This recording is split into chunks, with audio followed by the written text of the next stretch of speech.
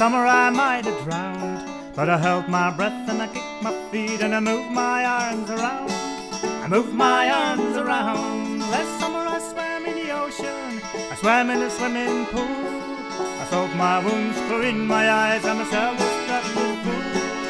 Self-destructive fool, yeah.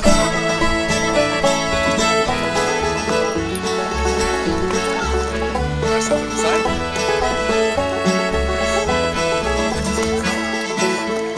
Last summer I did a backstroke, and you know that that's not all. Did a breaststroke and a butterfly in the old Australian pro. The old Australian pro. Last summer I swam in a public place, a reservoir to boot. The latter I was informal. Former I wore my swimming suit, yeah.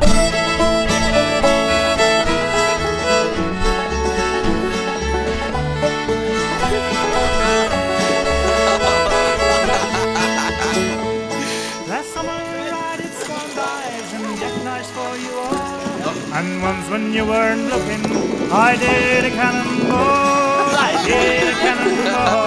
That summer I went swimming. Last summer I might drown, but I held my breath and I kicked my feet and I moved my arms around.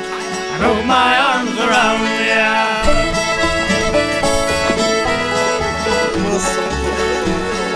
Så